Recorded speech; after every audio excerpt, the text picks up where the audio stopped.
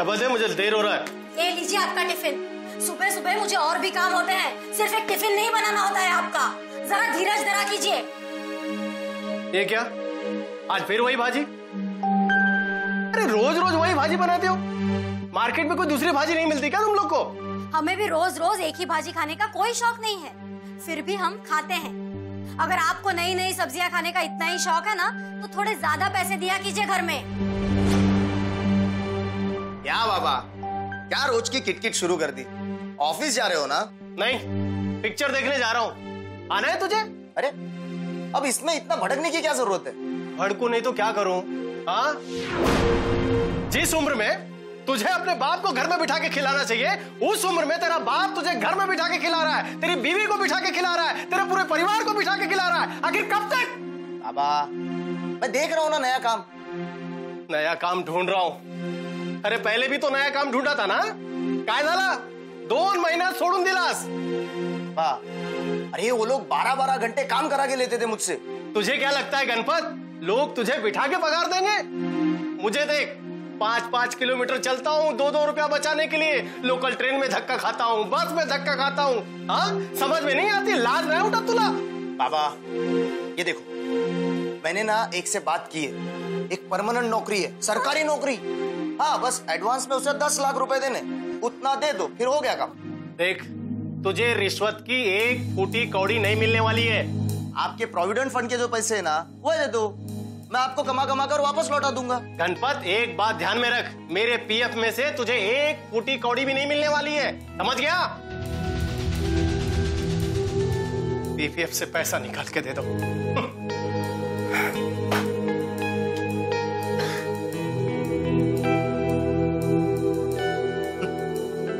अपने जीते जी नहीं देंगे प्रोविडेंट फंड का पैसा, पर मरने के बाद तो मुझे ही मिलेगा ना ये सारा पैसा।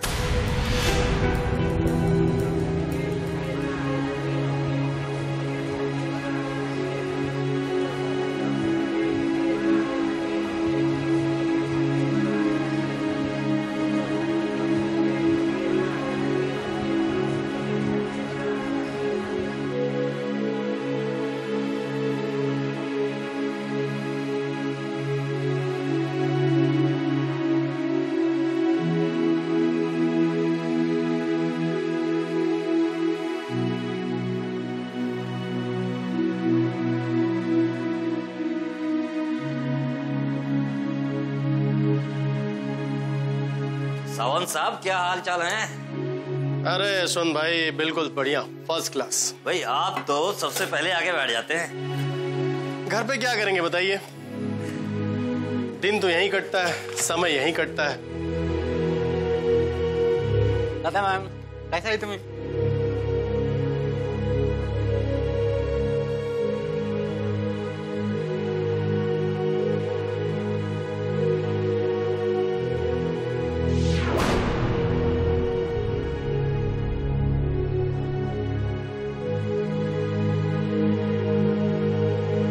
सावंत बाबू, गुड मॉर्निंग। Good morning. बोल, क्या काम है? बड़ा बाबू ये फाइल भेजा साहब, और कल सुबह तक कंप्लीट करके देने का। हाँ, सुबह तक मैं कंप्लीट करके देगा, लेकिन तेरे को कितनी बार बोला, एक ही फाइल तू लेके आता है हमेशा। दोनों फाइल लेके आने का ना, समझ में नहीं आता तेरे को? साहब मैं क्या करेगा, बड़ा बाबू एक फाइल दिया तो मैं वही लेके आया। मैं प्यून है साहब। अरे प्यून है तो तेरा काम है ना कि दोनों फाइल बराबर से लेके आने का चाहिए। चला था जानिक।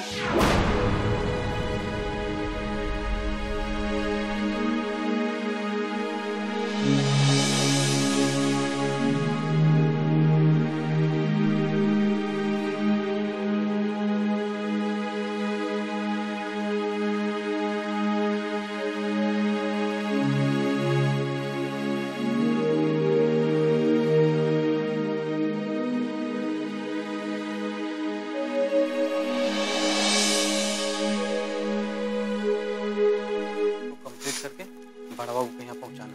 अरे सुन, एक चाय ले क्या? सावंत साहब, अभी थोड़ी देर पहले तो चाय दिया था। वो चाय ठंडी थी, दूसरी चाय लेके आ ना। सावंत साहब वो घड़ी देखो, अभी 20-25 मिनट में तो अभी लंच ब्रेक होगा और आप चाय मांग रहे हो। तुझे जितना बोला ना उतना ही करने का। मैंने बोला चाय लेकर आ तो चाय लेके आने का, ज्यादा बहस नहीं करने का, समझ ना? जाए तू चाय क्यों नहीं?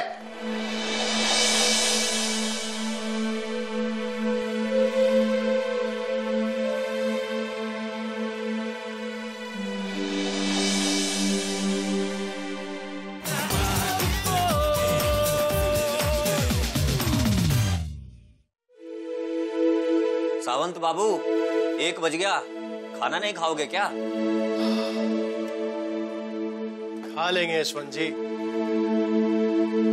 खाते हैं सिर्फ पेट भरने के लिए, पेट चिलाने के लिए, बाकी जिंदगी में क्या रखा है। क्या लेके आए हो घर से? मत पूछो तो अच्छा।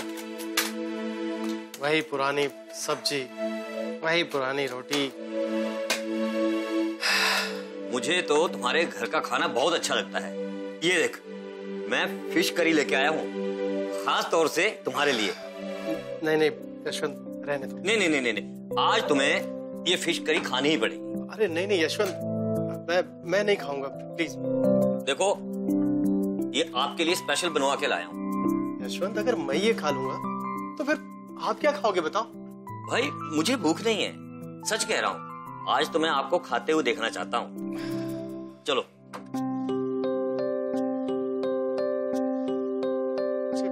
अच्छा नहीं लग रहा है, आप बैठे हो और मैं। और घर में सब ठीक है? हाँ, घर में तो सब ठीक ही है। आपके बेटे को जॉब मिला क्या? अभी तक तो नहीं मिला, लेकिन मुझे लग रहा है कि जल्दी ही मिल जाएगा। हाँ, परमानेंट जॉब मिलती ही कहाँ है, और फिर गवर्नमेंट जॉब की तो बस पूछो ही मत। वैसे आपके बेटे की उम्र निकलती जा रही है, 1 साल और निकला तो जॉब मिलनी मुश्किल हो जाएगी उसके लिए। वही तो टेंशन है यशवंत। मेरा बेटा कहता है कि कोई है जो पैसे दे देंगे तो गवर्नमेंट जॉब दिलवा देगा। अब बताओ, अगर मैंने पीएफ से पैसे निकाल के दे दिए और उसने जॉब नहीं लगवाई तो क्या होगा? अरे ऐसे लोगों के चक्कर में मत पड़ो, ऐसे में जॉब नहीं मिलने वाली। लेकिन मेरे बेटे को अक्ल होनी चाहिए ना। उसको लगता है कि मैं उसके लिए कुछ नहीं कर रहा हूँ। यशवंत, उसको तो छोड़ो, मेरी बेटी जिसे मैं बहुत प्यार करता हूँ, उसे भी लगता है कि मैं उसके लिए कुछ नहीं करता। मैं मर जाऊंगा ना, तब उन लोगों को पता लगेगा कि बाबा उनके लिए क्या करता था। सब ठीक हो जाएगा सावंत बाबू।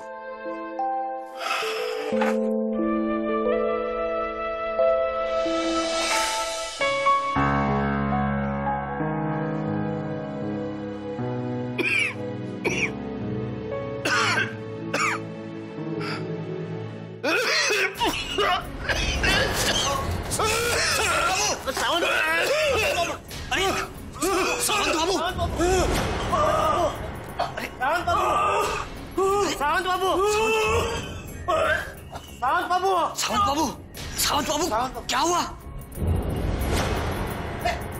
हटिए। अरे सावंत बाबू, क्या हो गया इनको?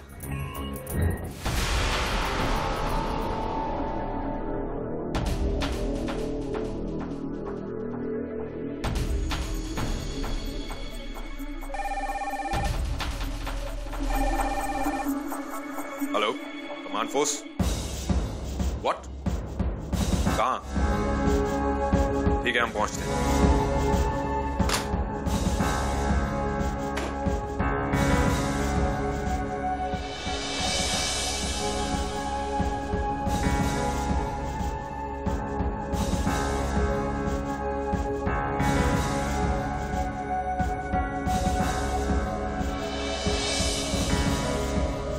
सर, मैंने आपको फोन करके यहाँ बुलाया था।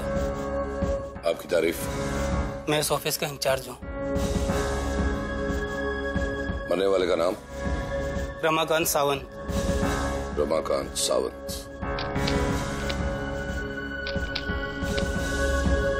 कैसे हुए ये सब? सर, खाने के दौरान ये गिर पड़े और मुंह से झाग आने लगे और इनकी मौत हो गई।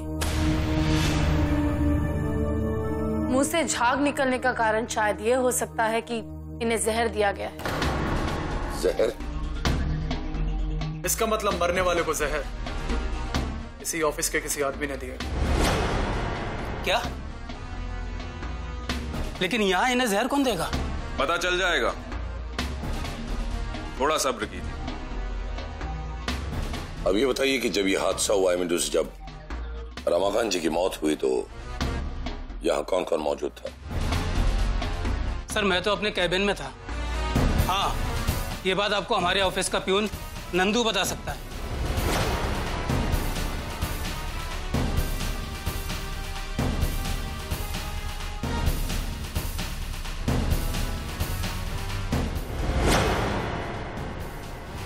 क्या हुआ था ये?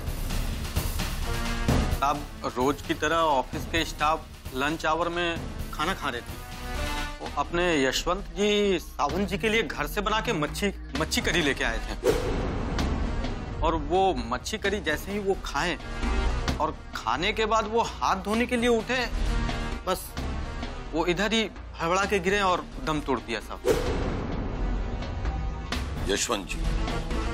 कौन है ये यशवंत? ये यशवंत।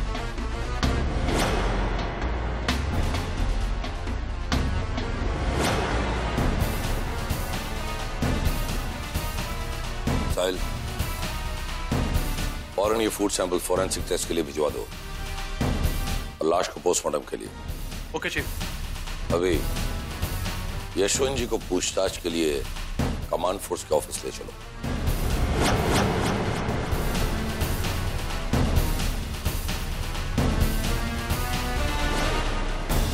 तो आप हैं यशवंत? जी जी जी, मैं ही यशवंत हूँ, लेकिन सब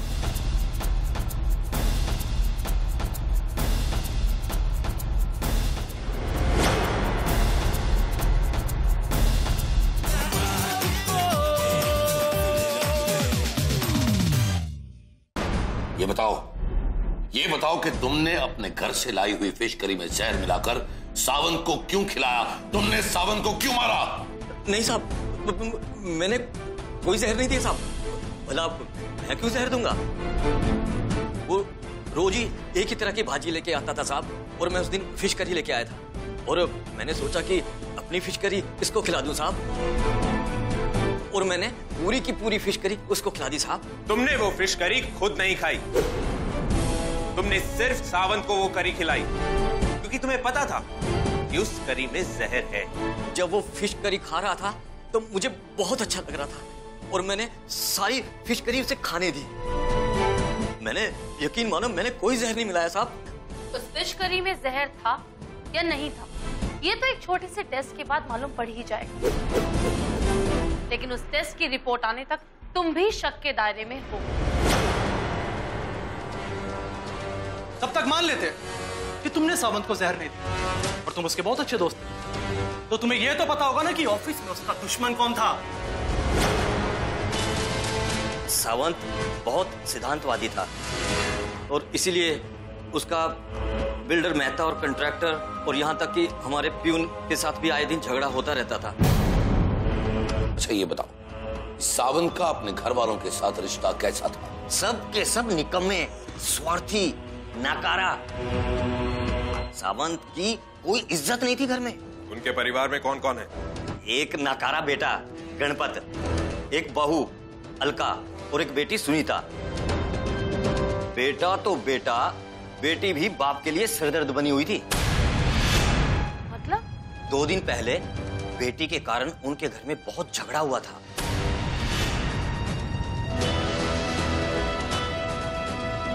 मैं और सावंत ऑफिस के बाद जब उनके घर में पहुंचे तो देखा।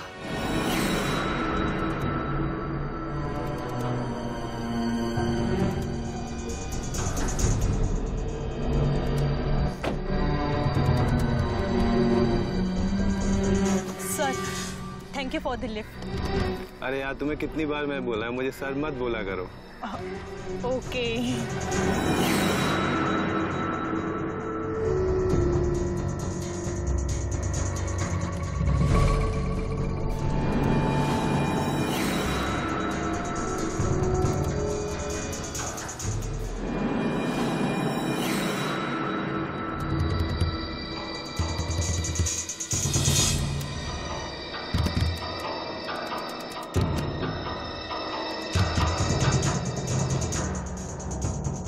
सुनीता, सुनीता रुको। कौन था वो मवाली? मवाली? कौन मवाली? वही जो अभी तुम्हें कार से छोड़ गया। भाऊ, भाऊ वो मेरे बॉस थे, मिस्टर अतुल खन्ना। ये देख, आज के बाद तू उसके साथ नहीं आएगी, मतलब नहीं आएगी, बस। क्यों? क्यों नहीं मैं उनके साथ आ सकती? अरे वो ऐसे लोगों को ना मैं अच्छी तरह से जानता हूं।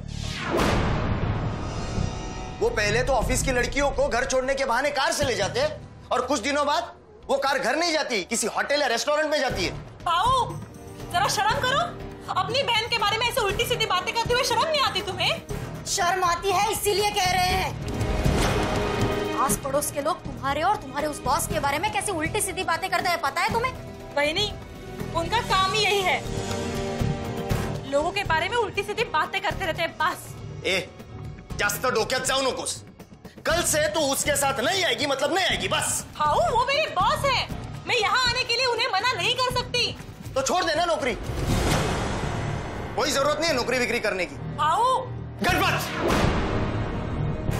खुद तो निठल्ला घर में बैठा रहता है, बहन काम कर रही है, उसे भी काम करना नहीं देना चाहता तू। अबा, मैं अगर घर पे निठल्ला बैठा हूं ना तो उसकी वजह आप है। आपके साथ काम करने वाले लोग आज कहां से कहां पहुंच गए, और आप? और हाँ, आपको इसकी शादी की चिंता नहीं है, आपको तो इस बात की चिंता है कि कहीं ये घर ना बैठ जाए और इसकी आमदनी ना बंद हो जाए। जरा पूछिए ना इससे। भाऊ, अगर लोग कहेंगे तो क्या मैं घर पे बैठूंगी? जॉब छोड़ दूंगी मैं? हाँ, नहीं करना कोई जॉब वॉब, छोड़ दो ये नौकरी। ठीक है, छोड़ती हूँ नौकरी। भाऊ, ये तुम भी जानते हो, अगर मैंने ये जॉब छोड़ दी ना तो तुम्हारे खाने के वांदे हो जाएंगे। और वैसे भी बाबा की पगार पूरी महीने चलती भी नहीं है। हाँ, तो नौकरी करती हो इसका मतलब ये नहीं कि किसी भी ऐरे गहरे के साथ घूमने फिरने की तुम्हें छूट मिल जाएगी। बहनी, नसीब समझा, सिर्फ घूमती फिरती हूँ, किसी दिन भाग गई ना तो। सुनीता, देखा देखा बाबा कैसे जुबान चला रही है। हाँ, तो फिर क्या गलत बोला मैंने? हाँ बाबा, क्या गलत बोला मैंने? इतना मान सम्मान का ख्याल है ना तुम्हें, तो कर दो मेरा ब्याह। कर दो? है हिम्मत? है इतने पैसे? नहीं ना? तो जो चल रहा है उसे चलने दो और चुप बैठो। हाँ। देखा बाबा, देखा, आज मेरे पास नौकरी नहीं है ना तो ये सब सुनना पड़ रहा है, और इसकी वजह आप हो। आप खुद तो कुछ कर नहीं सके और ना चाहते कि मैं कुछ करूं।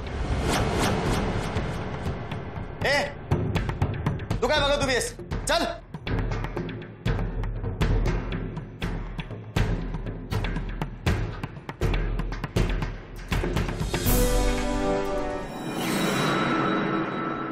भगवान अगर संतान दे तो उनके मन में माता पिता के प्रति सम्मान भी दे, वरना ना ही दे।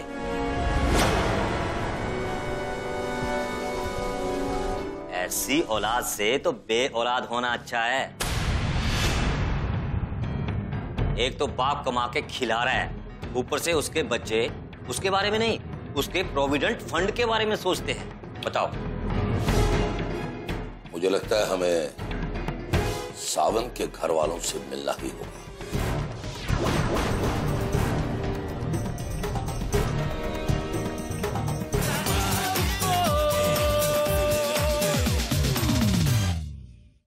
तुला शेवटचं सांगतो, बाबा के प्रोविडेंट फंड में से तेरे को एक पाई नहीं मिलेगी।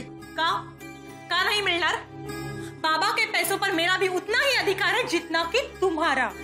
तुम्हारा कोई अधिकार नहीं है। क्यों? क्यों नहीं है? क्योंकि बाबा के उन पैसों से तुम उस आदमी के साथ शादी करने वाली हो जिसे बाबा बिल्कुल पसंद नहीं करते थे। वाह,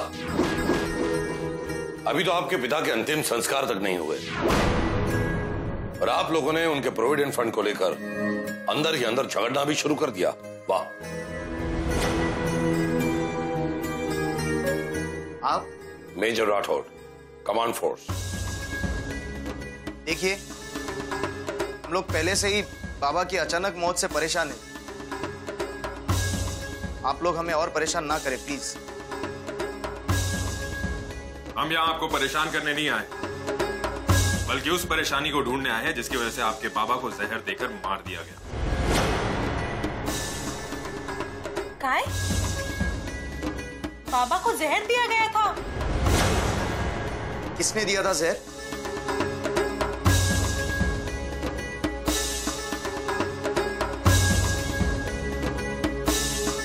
आप में से ही किसी ने।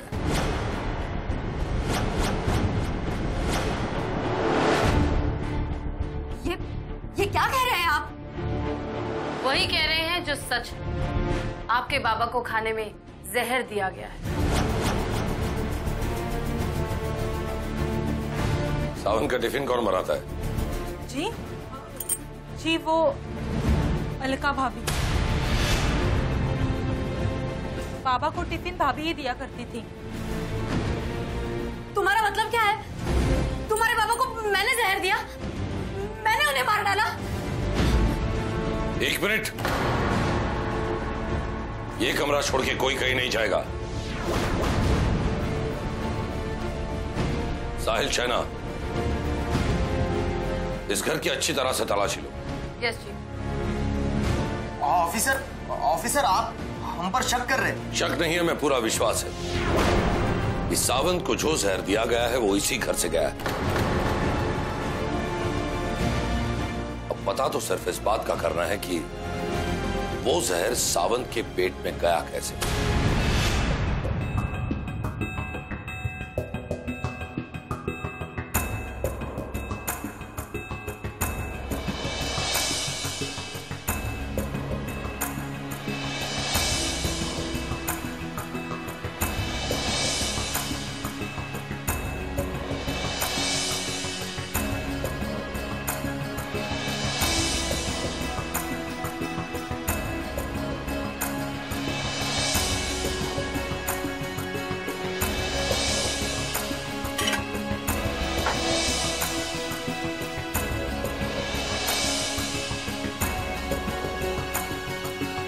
Rat poison?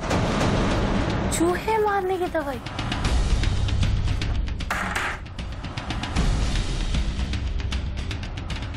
जी, ये देखिए, मुझे किचन से ये मिला। ये तो चूहे मारने की दवाई है।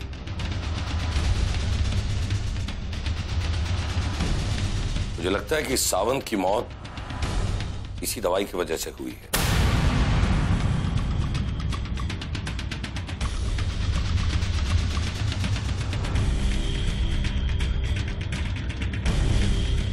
ये दवाई इस घर में कौन लाया? मुझे नहीं पता। किचन में तो ज्यादातर वक्त आप बिता दिया ना, तो आपको तो पता ही होगा कि ये जहर वहां आया कैसे। मुझे नहीं पता। ये दवा किचन में किसने रखी मुझे नहीं पता। फिर आपको तो पता होगा सुनीता जी कि ये चूहे मारने का जहर इस घर में आया कैसे। ऑफिसर, मुझे भी नहीं पता। मैं तो सुबह 7 बजे ऑफिस के लिए निकल जाती हूँ और रात देर तक ही आती हूँ। अभी इस इलाके की सारी दुकानें और मेडिकल स्टोर्स में जाकर पता करो ये जहर कहां से खरीदा गया है और खरीदा है किससे।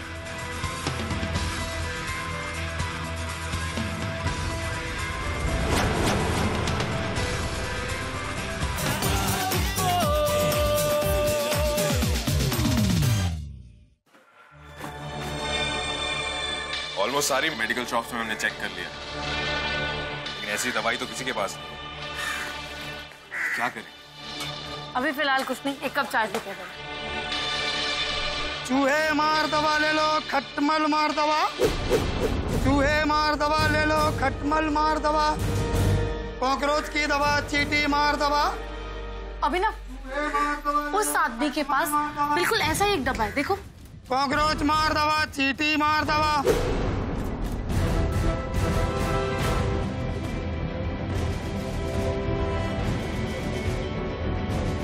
क्या साहब, क्या चाहिए? चूहे मार की दवा चाहिए? क्या क्या ये दवा तुम्हारे यहाँ से बेची गई है?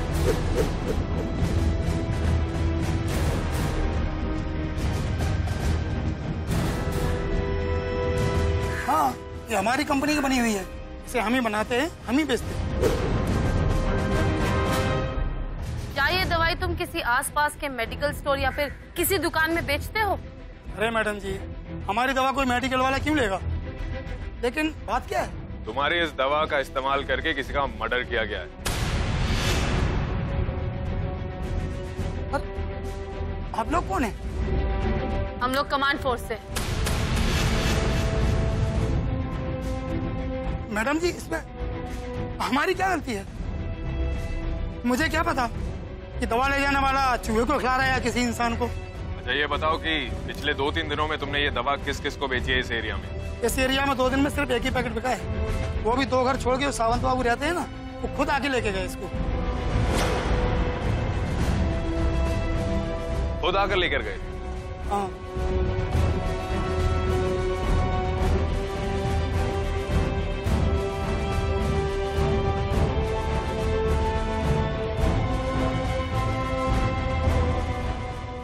सावंत चूहे मारने के लिए वो जहर अपने घर लेकर गया था,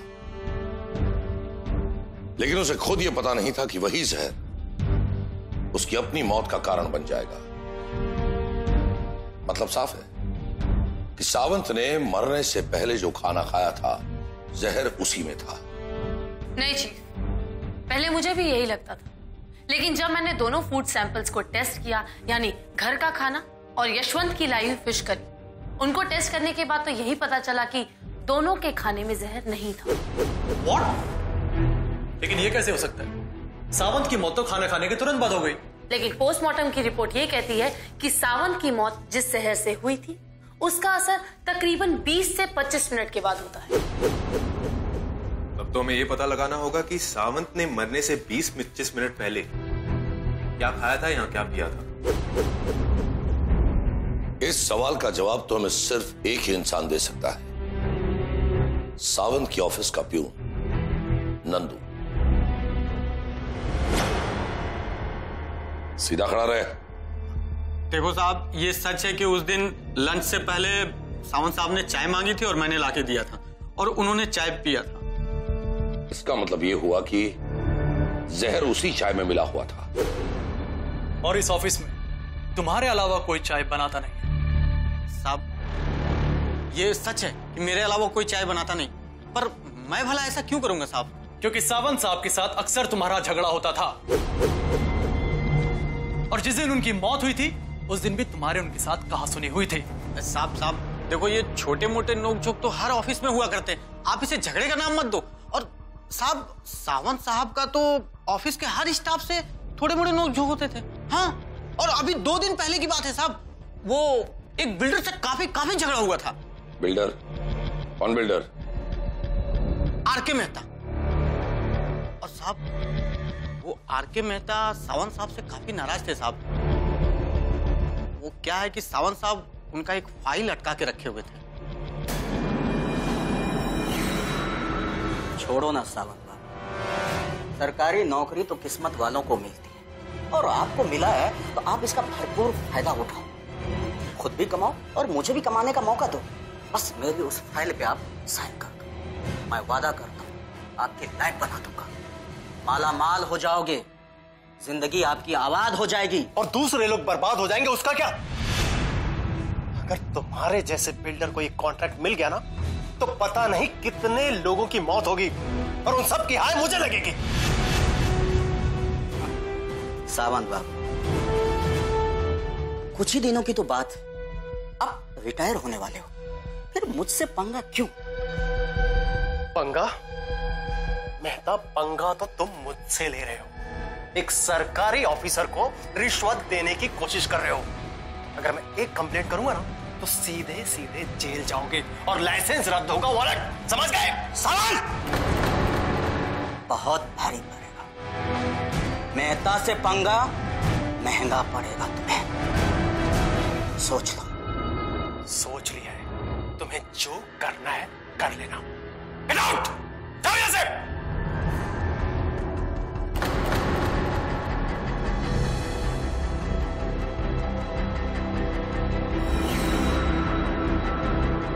चलो ठीक है, मान लेते हैं कि तुमने सावंत साहब की चाय में जहर नहीं मिलाया था, लेकिन अब एक बात ठीक से सोच समझ कर बताओ। जिस वक्त तुम सावंत साहब को चाय देने गए थे, उस वक्त वहां सावंत साहब के आसपास उनके साथ कोई था?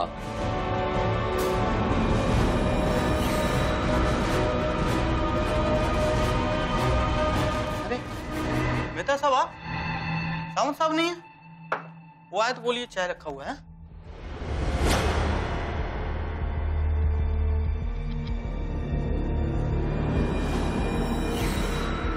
हाँ साहब, जब मैं चाय देने के लिए गया था सावंत साहब को, तो वहां मेहता साहब थे और सावंत साहब थे नहीं। मैं चाय रख के चला आया। साहब सच बोलो तो ये मेहता साहब बहुत ही खतरनाक आदमी है साहब। वो अपना काम निकालने के लिए कुछ भी कर सकता है साहब। हो सकता है चाय में जहर उसी ने मिलाया हो।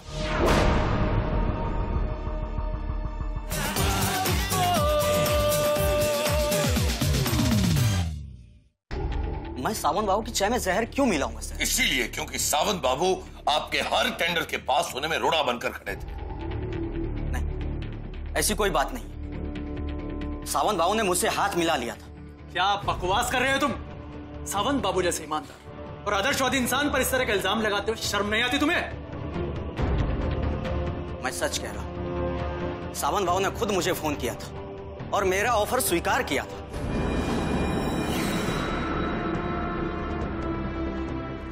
मेहता साहब, ये आपकी फाइल मैंने से साइन कर दिया है। जी। कमाल। थैंक यू सावंत साहब। अब तक आप मेरी बात मान ली होती तो आप माला माल हो गए होते।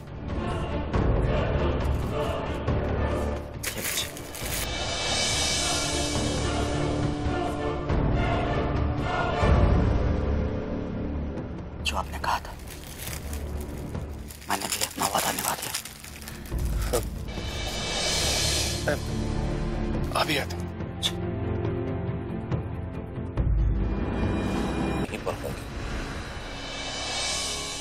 वाह, पैसे वाचले। पापा का लाख लाख शुक्र है कि ये पैसे कमांड फोर्स के नजरों से बचे रहे। अगर उनको पता चलता ना तो ये पैसे हमारे हाथ से चले जाते। कमांड फोर्स की नजरों से तो बच गए, लेकिन सुनीता की नजरों से ज्यादा दिन नहीं बच पाएंगे। अगर उसे पता चल गया ना कि बाबा के ये पैसे हमारे पास हैं, तो वो टोको फिर लेगा तुझे। हाँ पंडित, उसे कैसे पता चलेगा? ये बात सिर्फ हम दोनों जानते हैं। तरी भी काय म्हणते, मैं ये पैसे अपने मायके रख के आती हूँ। हाँ।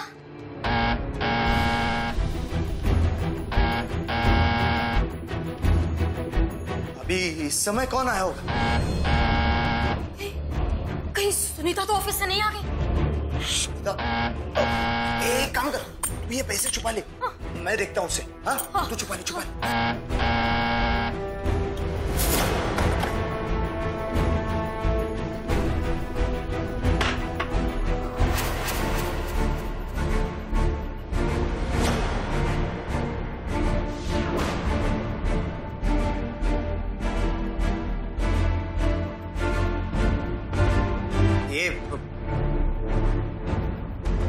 ये क्या तरीका है किसी के घर में घुसने का?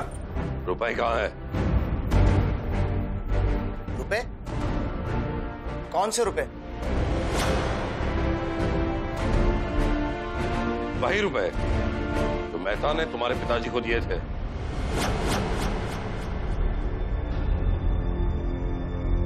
हाँ तो वो बाबा को ही पता होगा ना, मुझे क्या मालूम।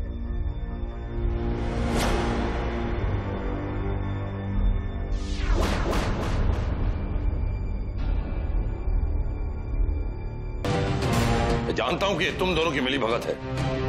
साहिल, ये ऐसे नहीं मानेगा।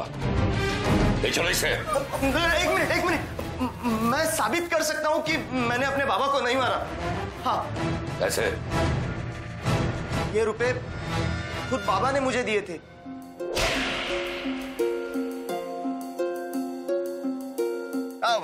कशाला बोलवलं?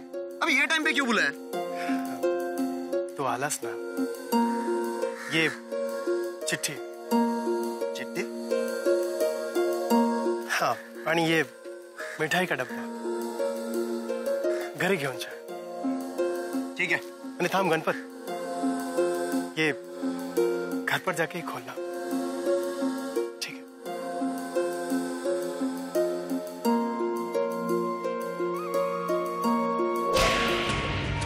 और जब मैंने घर आकर डिब्बा खोला तब उसमें ये रुपए थे।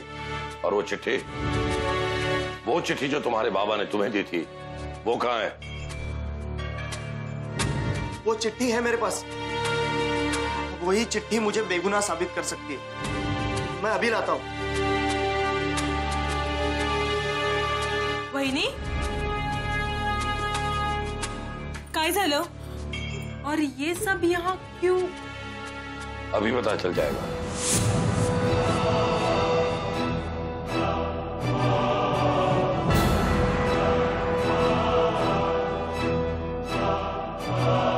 मेरे बच्चों, जब तक तुम्हें ये मेरी चिट्ठी मिलेगी, तब तक मैं इस दुनिया से बहुत दूर जा चुका हूँ। मैंने अपने बच्चों को जन्म तो दिया, लेकिन उन्हें अच्छा जीवन नहीं दे पाया। शायद मेरे उसूल, मेरे आदर्श, मेरी ईमानदारी मेरे आड़े आ गई। लेकिन आज मैंने अपने आदर्श, अपने उसूल, अपनी ईमानदारी और अपनी आत्मा तक को बेच दिया है। बच्चों, मेरे मरने पे रोना मत, दुखी मत होना। इस चिट्ठी के साथ मैं 10 लाख रुपए भिजवा रहा हूं। वो पैसे सुनीता को दे देना, ताकि वो अपनी शादी आराम से कर सके, कोई गलत कदम ना उठा सके। मैं सुनीता से बहुत प्यार करता हूं। मैं तुम सभी लोगों से बहुत प्यार करता हूं। और हाँ गणपत, मैं तेरे लिए एक सरकारी नौकरी का बंदोबस्त करके जा रहा हूं। तू तो जानता है ना बेटा कि सरकारी कर्मचारी अगर अपनी ड्यूटी पर मरता है तो उसके घर के किसी सदस्य को वो नौकरी दी जाती है। तो तू चिंता मत कर रहा, मेरी जगह तुझे नौकरी पर रख लिया जाएगा। तेरी इसी नौकरी के लिए मैं आत्महत्या कर रहा हूं। किसी को बताना मत, नहीं तो मेरा जीवन दान व्यर्थ चला जाएगा। मैं तो अपनी आत्मा का सौदा कर ही चुका हूं, तो इस बेजान शरीर के मृत्यु का क्या दुख। बस एक विनती है कि मेरा अंतिम संस्कार मेरे पगार के रुपयों में से करना। ये दिए हुए रुपयों से मेरे अंतिम संस्कार में 1 रुपया भी खर्च मत करना। और हाँ, मेरी वजह से जो तुम लोगों को दुख हुआ, जो तकलीफ हुई, उसके लिए मैं तुम लोगों से माफी चाहता हूं। मेरे पास इसके अलावा कोई चारा नहीं था। तुम्हारा पिता रमा का सब। क्या हुआ चीफ? क्या लिखा है इस लेटर में? अभिनव, इस चिट्ठी में बहुत सारे सवालों के जवाब हैं, लेकिन बहुत सारे सवाल भी हैं। आज इस चिट्ठी से एक बात तो साबित हो जाती है कि सावंत साहब को किसी ने जहर दिया नहीं था, बल्कि उन्होंने खुद जहर पिया था। लेकिन बाबा ने ऐसा क्यों किया? ताकि उनके बेटे को सरकारी नौकरी मिल सके। उन्होंने आत्महत्या की थी क्योंकि उनके परिवार ने उनकी कभी कोई कदर ही नहीं की। उनकी ईमानदारी, वफादारी, खुददारी की कोई कीमत ही नहीं थी आप लोगों की नजरों में। और अपनी खुददारी और ईमानदारी का सौदा करने के बाद उनकी नजरों में जिंदगी की कोई कीमत नहीं रही। लेकिन सावंत साहब ने आत्महत्या नहीं की, आप लोगों के तिरस्कार ने उनकी हत्या की है। सिर्फ आप लोगों के तिरस्कार ने।